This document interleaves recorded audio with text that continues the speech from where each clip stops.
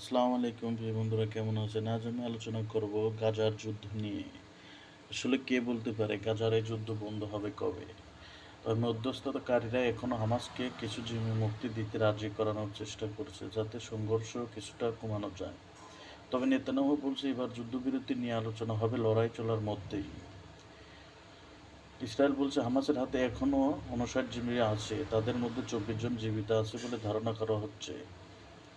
তবে জিম্মিদের পরিবারের অনেকেই সিদ্ধান্ত সমালোচনা করেছেন। তারা বলছেন এতে বোঝা যায় সরকার তাদের প্রিয়জনদেরকে পরিত্যাগ করেছে। চুক্তির প্রস্তাবিত দ্বিতীয় ধাপ গাজা থেকে ইসরায়েলের সেনা প্রত্যাহারের কথা ছিল, তবে তা না করে ইসরায়েল ও যুক্তরাষ্ট্র যুদ্ধবিরতির প্রথম ধাপটি বাড়ানোর পক্ষে অবস্থান নেয়, যাতে আরও জিম্মি মুক্তি পায় এবং ফিলিস্তিনিদের বন্দি বিনিময় হয়।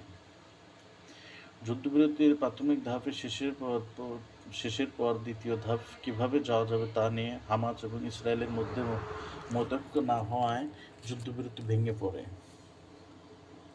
গত ১৯ জানুয়ারি রাতে হামাস ও ইসরায়েলের মধ্যে গাজায় যুদ্ধবিরতি এবং জিম্মি বন্দি বিনিময় চুক্তি হওয়ার পর মঙ্গলবারে বোমা হামলায় ছিল ইসরায়েলের সবচেয়ে বড় হামলা। এই হামলায় ৪০০ জনের বেশি লোক নিহত হয়। তবে সর্বশেষ হামলায় নিহতের সংখ্যা এখনও জানায়নি গাজার স্বাস্থ্য মন্ত্রণালয়। ফিলিস্তিনের ওয়াফা বার্তা সংস্থা জানিয়েছেন বুধবার ভোররাতে খান ইউনিসের উত্তরে ইসরায়েলের হামলায় এক নারী ও শিশু নিহত হয়েছে। ওদিকে গাজা সিটিতে হামলা নিহত হয়েছে ৪ জন। ইসরায়েলি সেনাবাহিনী বলছে ফিলিস্তিনিদের মুক্তিগামী সশস্ত্র গোষ্ঠী হামাসের একটি সামরিক স্থাপনা লক্ষ্য করে হামলা চালানো হয়েছে, যেখান থেকে গোষ্ঠীটি ইসরায়েলের দিকে হামলার প্রস্তুতি নিচ্ছিল। হামাসের জাহাজগুলোতেও হামলা করা হয়েছে।